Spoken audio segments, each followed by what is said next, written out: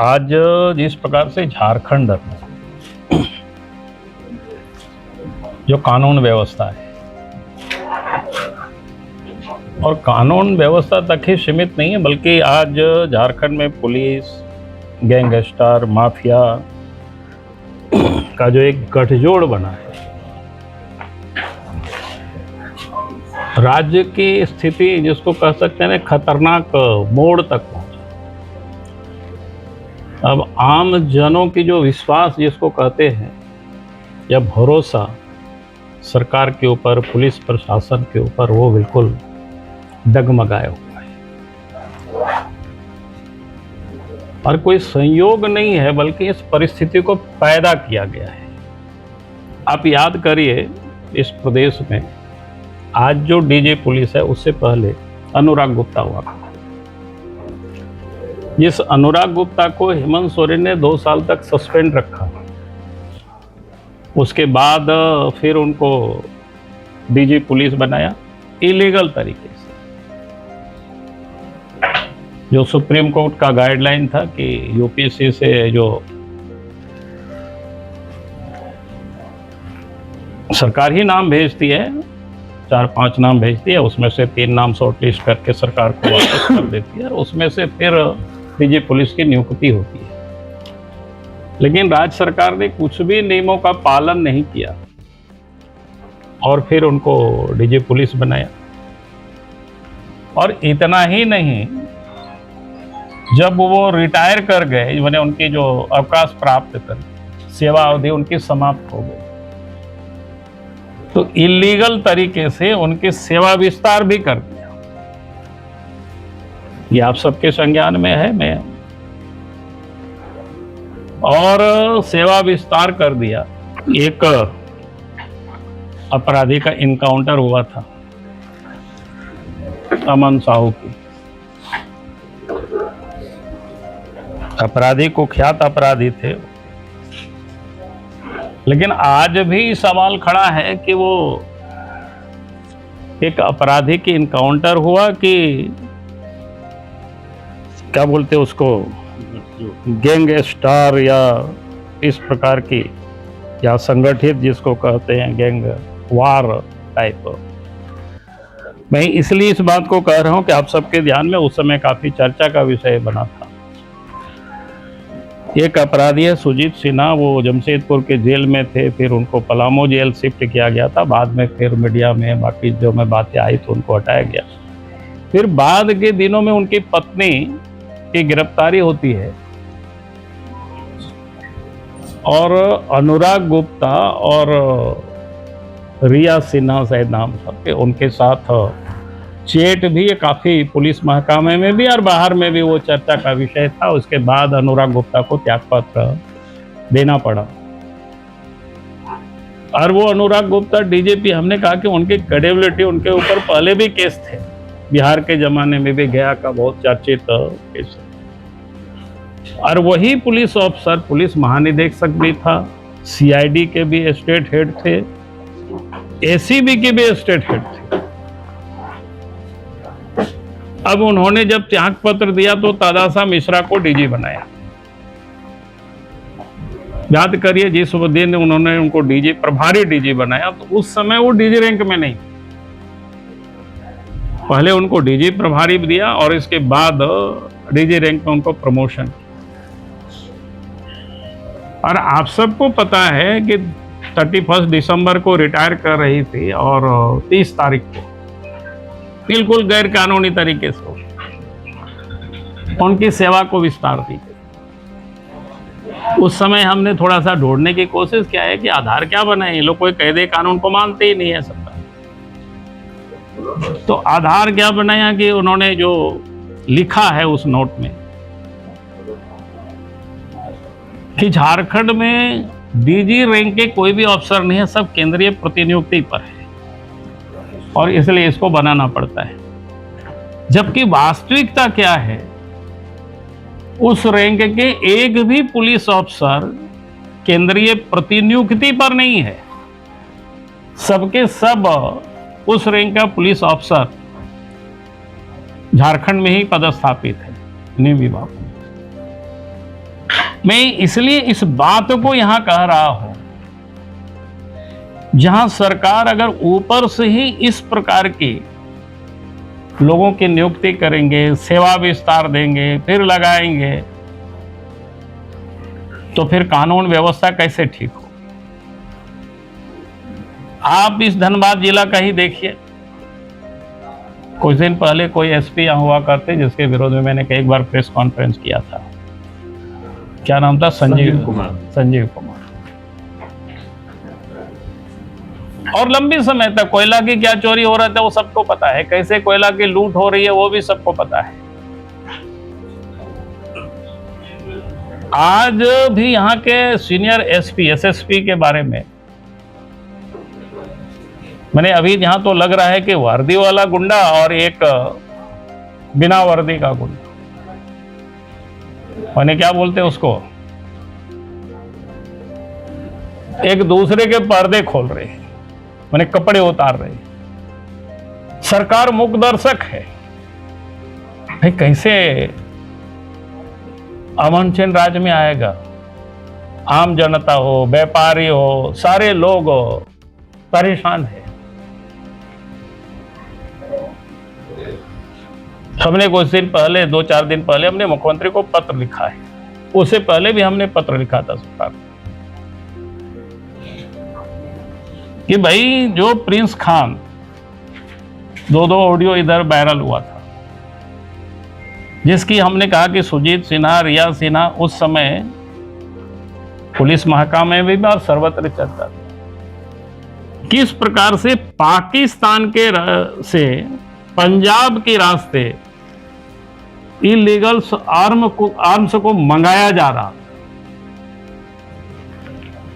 इसके बाद भी सरकार मौन है। यानी ये गठजोड़ देश के अंदर ही अंतरराज्यीय ही गिरोह ये नहीं है, बल्कि इंटरनेशनल गिरोह भी। तो इसमें से हेमंत सोरेन क्या कर सकते हैं? हमने सरकार से कहा है कि भाई आप इन पूरे मामले को एनआई को जांच के लिए सुपुर्द कर दीजिए, ताकि एनआई जब जांच करेगी तो सब सच के सच होगा, दूध का दूध, पानी का पानी हो जाएगा। कौन कौन लोग इन्वॉल्व है, किस प्रकार से आर्म से भी यहाँ आतंकवादी गठजोड़, अपराधी ये जो गठजोड़ है कैसे, और उस गठजोड़ में पुलिस शामिल। आप सब लोगों ने कुछ दिन पहले न्यूज में देखे होंगे, या पोर्टल में या अखबार में, एक राहुल सिंह नाम करके व्यक्ति जो प्रिंस खान को क्या सब ये मदद करता था, शूटर उनके लिए व्यवस्था करता था, और उस शूटर को सरकारी बॉडीगार्ड आखिर किसने उपलब्ध कराई? और इतना ही नहीं, बल्कि राहुल सिंह को आर्म्स लाइसेंस भी दिया गया। भाई सब जांच का विषय है कि नहीं? सरकार किसी के ऊपर जिम्मेवारी तय करेगी कि नहीं करेगी? लेकिन सरकार बिल्कुल मौन है। फिर कैसे कानून व्यवस्था ठीक होगी? आज भी जिनको एसीबी के डीजी बनाया, एसीबी के प्रमुख बनाया गया है, फिरियाद दुबे, उनकी पति पत्नी के ऊपर केस है, आप सबको पता ही होगा। संपत्ति उनकी अटैच हुआ था कोर्ट से, उन्होंने भी कहा कि केस तो मामला चल ही रहा है। और अनुराग गुप्ता के जमाने से शराब घोटाला में कितने लोगों की गिरफ्तारी हुई, ताबड़तोड़। उस समय लग रहा था कि यार 2022 में हमने मुख्यमंत्री को पत्र लिखा था ये गड़बड़ हो रहा है, उस समय नहीं किया, चलो कम से कम अभी तो कर रहा है। लेकिन आश्चर्य होता है 17-18 ऐसे लोगों की गिरफ्तारी हुई और बाय डिफॉल्ट सबको बेल मिल गया, और एक भी लोगों के ऊपर सरकार ने, पुलिस प्रशासन ने चार्जशीट नहीं सबमिट की। सरकार मौन है। पुलिस एसोसिएशन जो है वो सवाल उठा रहा है कि बाबूलाल जी पूर्व मुख्यमंत्री हैं, नेता प्रतिपक्ष, एक अपराधी का वीडियो वायरल करके वो पुलिस का मनोबल तोड़ रहे हैं। अगर उनको कार्रवाई कराना है तो वो केंद्र को कह के कार्रवाई कराते हैं, क्योंकि वो तो पाकिस्तान में घर छुपा हुआ है। तो स्वाभाविक रूप से अरे मैं क्या कह रहा हूँ, हम भी वही तो कह रहा हूँ कि सरकार को, एनआई को हम तो लिखे मुख्यमंत्री को पत्र, भाई सरकार को हमने सरकार को पत्र लिखा है, एनआईए को आप सुपुर्द कर दीजिए जांच की। एनआईए नहीं उस समय नहीं जांच करेगी तब तो आप हमको कहेंगे। ये पुलिस किसको बचा रही है?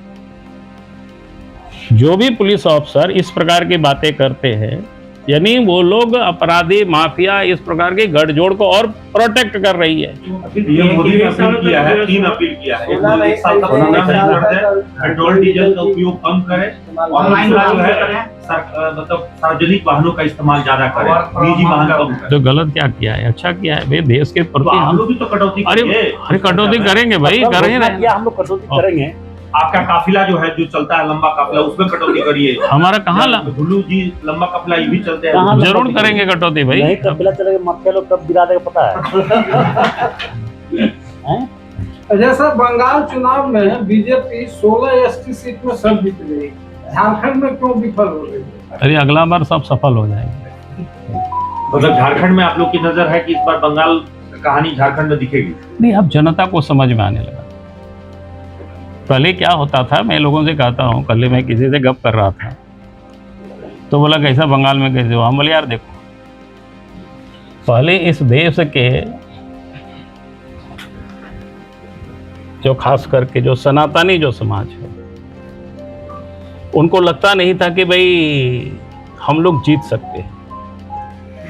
लेकिन जब उन लोगों ने देखा यूपी हम जीत सकते हैं, बिहार हम जीत सकते हैं, उड़ीसा हम जीत सकते हैं, तो बंगाल वालों को भी लगा यार हम लोग बंगाल भी जीत सकते हैं।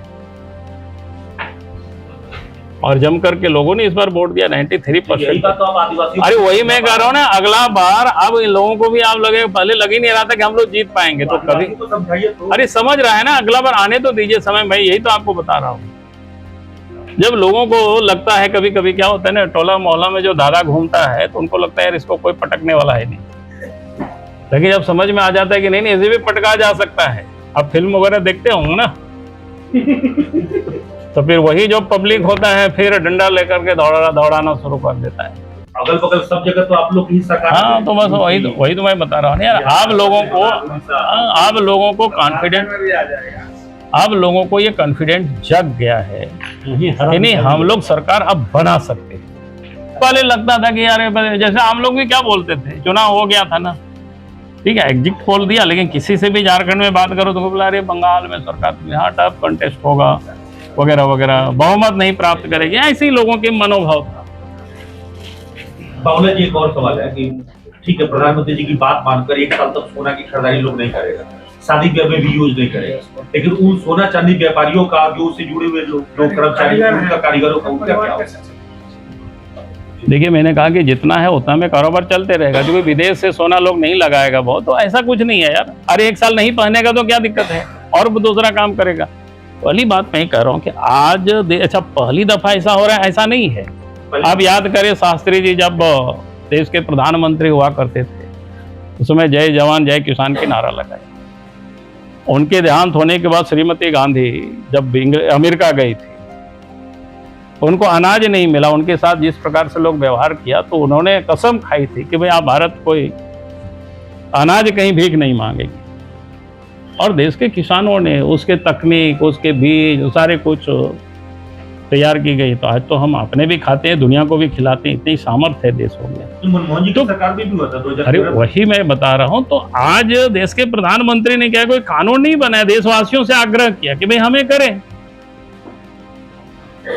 तो इससे और उत्तम क्या हो सकता है। मैं तो लोगों से क्या कहा करता हूँ कि भाई आप एक दिन, आप लोग रैली में, अरे बस सुनो यार मेरे बात, तो मेरा कहना है कि एक दिन आप मत खाना खाइए, फल खाइए, तो गैस बच जाएगी। अगर महीना में तो उदाहरण पेश हाँ बिल्कुल करेंगे भाई, आप लोग करिए, रोड शो आप लोग करिए, आप पब्लिक को कहिए कि आप लोग गाड़ी कम चलाइए, तो पेट्रोल डीजल आप लोग भी तो कटौती। कहाँ हम लोग करते हैं, हम लोग कटौती कर ही रहे हैं भाई, आपको कौन बता रहे कि अधिक हम लोग करते हैं। होमगार्ड बहाली हुई थी 2017 में, उसके कई चयनित अभ्यर्थी जो है उनको भी आपसे भी मिले होंगे। हाँ कल हमसे लोग मिला है, अब कल हमसे लोग मिला है, हमने कहा कि देखते हैं, मैं बात करूंगा सरकार से। केजुआडी में भूदसान हुआ है, उस मामले पर कुछ हो रहा है? अरे तो सरकार को करना है, हम लोगों से क्या होगा बताओ। राज्य सरकार का काम है सड़क, बिजली, पानी, शिक्षा, स्वास्थ्य, ये ठीक करना उनका काम है यार, गजब करते हैं आप लोग। कांग्रेस की ओर में ही इस मामले में पूरा राधा कृष्ण किशोर ने ही इस मामले को उठाया है, मतलब भोजपुरी, अंगिका, मगही भाषा को हटा दिया गया है टेट परीक्षा से, जे टेट से, जबकि उड़िया भाषा रखा गया, बंगाली भाषा रखा गया। तो भोजपुरी और मैथिली, मगही से ही राज्य की सरकार को इस तरह उर्दू को भी रखा गया है। देखिए, मैं इतना ही कहूँगा कि राज्य सरकार को कमेटी शायद बनाया भी है, बैठ करके सभी पक्षों से बात करना चाहिए और कोई एक सार्वमान्य रास्ता निकालना चाहिए ताकि किसी भी वर्ग को। आप पक्ष में है भोजपुरी, मगही के? मैंने क्या कहा, सरकार को बैठ करके जो कमेटी बनाए उस पर विस्तृत चर्चा करनी चाहिए। हमसे भी लोग सुझाव लेंगे तो हम उसको दे देंगे उस कमेटी को।